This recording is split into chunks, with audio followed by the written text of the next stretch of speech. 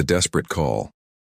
The crimson dawn of Kepler 438b cast long shadows across the dying colony as Dr. Nora Blackthorne pressed her palm against the observation deck's frost-covered viewport. Below, the mining complex that had once hummed with purpose now lay silent, its atmospheric processors sputtering black smoke into the thin air.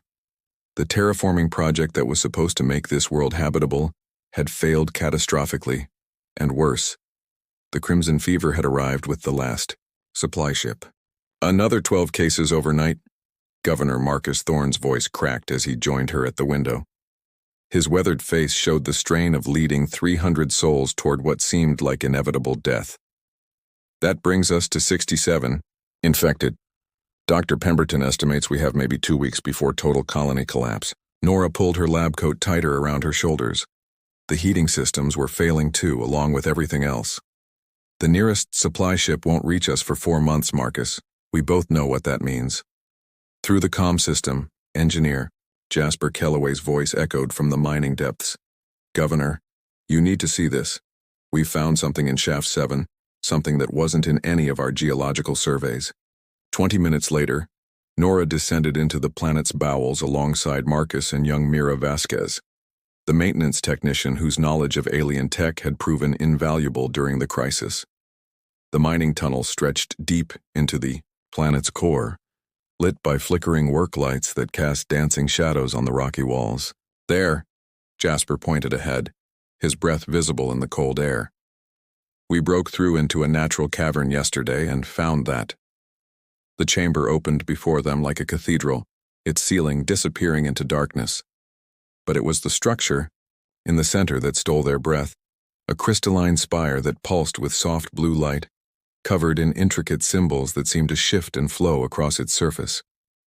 It's a beacon, Mira whispered, approaching the alien artifact with reverence. The symbols, they're not just decorative, they're instructions. Nora activated her scanner, watching the readings dance across the screen. The energy signature is unlike anything I've seen. It's actively scanning us, learning our language patterns. Marcus stepped forward, desperation evident in his voice. Can it transmit? Can it call for help? The question isn't whether it can, Nora replied, studying the warning symbols that had begun appearing at the beacon's base. The question is whether we should. These markings, they're cautionary. Something about summoning judgment and the price of salvation.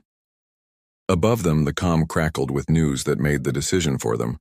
Colony control to all stations, came Dr. Pemberton's strained voice. The Crimson Fever has mutated.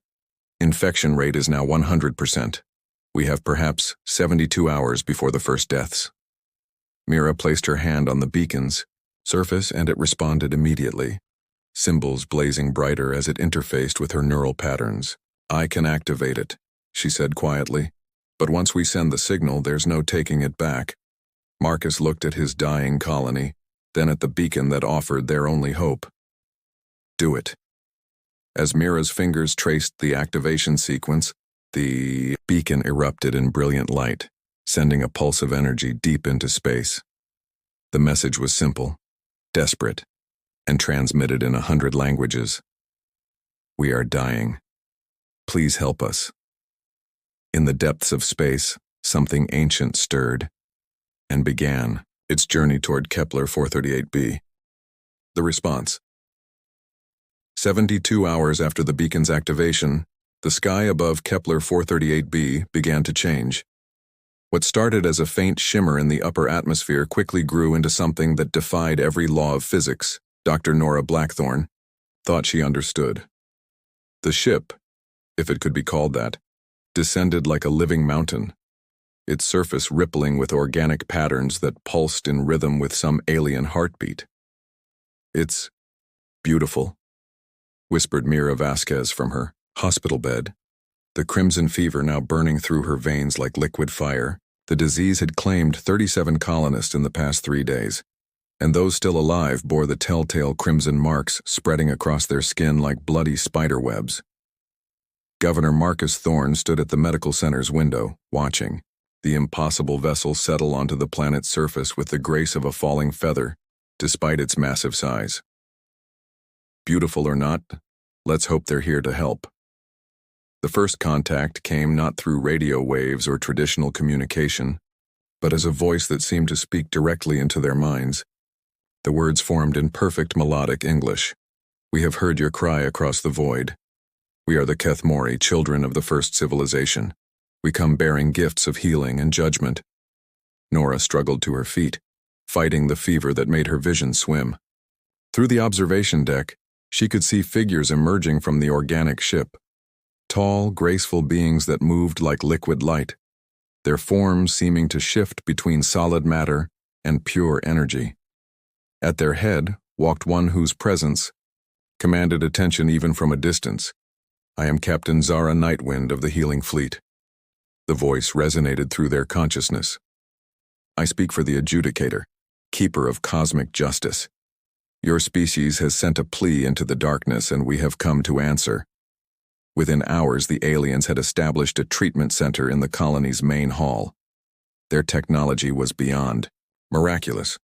Devices that seemed grown rather than built. Crystalline formations that hummed with power that could scan, diagnose, and heal with impossible precision. The crimson fever, which had seemed incurable to human medicine, began retreating from the first patients within minutes of treatment. But as Nora watched the healing process, something troubled her. The aliens worked with mechanical efficiency, their conversations conducted in harmonics that made her teeth ache. When she tried to thank Captain Nightwind, the being's response chilled her blood. "Gratitude is premature, Dr. Blackthorn. Healing is only the first phase of our protocol.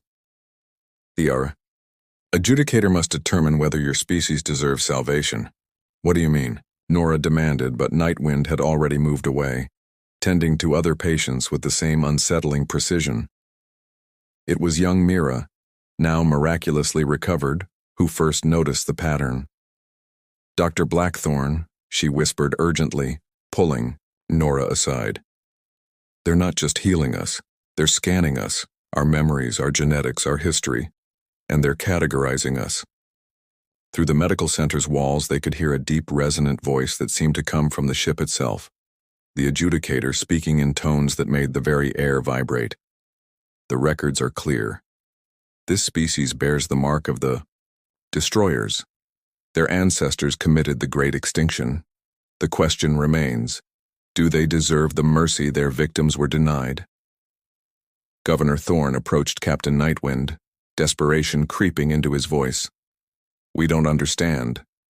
"What? Great Extinction? What victims? We're just miners trying to survive." Nightwind's form shimmered, and for a moment, Nora glimpsed something ancient and terrible in those alien features.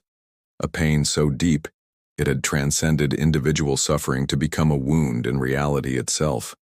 "Your species destroyed our homeworld 3 millennia ago," Nightwind replied, her mental voice now carrying harmonics of grief and rage. "You called it terraforming. We called it genocide. 1 billion Kethmori died screaming as you poisoned our skies and boiled our seas. We are all that remain." The medical center fell silent except for the whisper of failing life support systems. Outside, the organic ship pulsed brighter, and new structures began growing from its surface, not healing chambers, but something that looked disturbingly like cages. "The healing continues," the Adjudicator announced, its voice now carrying an undertone of finality. "But judgment has begun. Your species will face the same choice we faced, transformation or extinction. The reckoning cannot be avoided." The reckoning. The judgment chamber materialized overnight, growing from the alien ship like a malignant flower. Its walls pulsed with bioluminescent veins that displayed images of a dying world, cities melting, oceans turning to steam, and beings who looked hauntingly similar to their current captors fleeing into the void as their planet burned. Dr. Nora Blackthorn stood before the Adjudicator, her hands bound by energy restraints that felt like liquid starlight. Around her, the remaining colonists huddled together, their recent healing forgotten in the face of cosmic judgment. The Adjudicator itself was a sight that challenged sanity. A massive crystalline entity that seemed to exist in multiple dimensions, simultaneously its voice resonating from everywhere and nowhere at once. The evidence has been weighed, the adjudicator intoned, its words causing reality to ripple around them. Your species destroyed Kethmore Prime in the year your calendars mark as 1847. The terraforming process you called atmospheric restructuring boiled away our civilization in 17 hours. 1 billion souls reduced to vapor and memory. Governor. Marcus Thorne stepped forward, his voice shaking but determined. We had no knowledge of your people. Those who did this, they're dead, buried for centuries. We can't be held responsible for crimes we never committed. Captain Zara Nightwind materialized beside the adjudicator, her form more solid now, revealing the true depth of her alien features. Silver skin that seemed to hold trapped starlight, eyes like nebulae and scars that told stories of unimaginable loss. Ignorance is not absolution, she replied, her mental voice carrying the weight of eons. Your expansion continues. Even now, human ships probe systems where other species make their homes. The pattern repeats because you never learned the cost of your ambition. But it was Mira Vasquez who found the courage to ask the question that mattered. What do you want from us? The adjudicator's form shifted, displaying new images. Human, colonies across the galaxy, terraforming ships, the endless march of expansion that had defined humanity's journey to the stars. You will be given the same choice we faced. Transformation or extinction. Accept genetic modification that will limit your species to a single system. Serve as caretakers rather than conquerors, and you may survive. Refuse, and face the same fate you gave us. Nora felt the weight of the decision crushing down on her. You're asking us to abandon everything that makes us human, our drive to explore, to grow, to reach beyond our limits. We asked for the same consideration, Nightwind replied, and suddenly the chamber filled with ghostly images, Kethmori families, children, lovers, all dissolving into superheated steam as human terraforming machines reshaped their world. We asked to be heard. We asked for mercy. We asked to simply exist. Your ancestors answered with silence and flame. The colonists began to weep, some calling out for mercy, others for defiance. But Mira approached the adjudicator with steady steps, her hand glowing with the same energy that had activated the beacon. You carry the interface gene, the adjudicator observed, its tone shifting to something approaching curiosity. How is this possible? Because, Mira said quietly, I'm not entirely human. My grandmother was a survivor, a Kethmori refugee who somehow escaped the destruction and hid among your people. She fell in love with a human man and started a family, carrying your genetic memories in her bloodline. The revelation struck the chamber like a physical blow. Nightwind staggered, her form flickering between states of matter. Impossible. No, one escaped. We searched for centuries. She did more than escape, Mira continued, her hybrid nature now clear in the alien patterns spreading across her skin. She spent her entire life trying to find a way for our species to coexist. The beacon you created, she modified it. When we sent our distress call, it didn't just transmit our words, it carried her memories, her forgiveness, and her dream of reconciliation.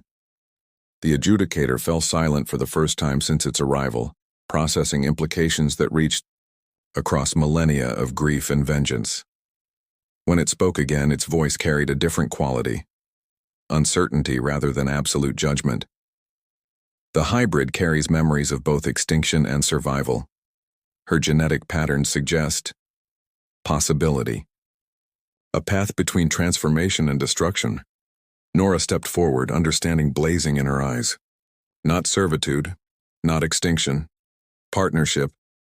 We learn from each other. We grow together.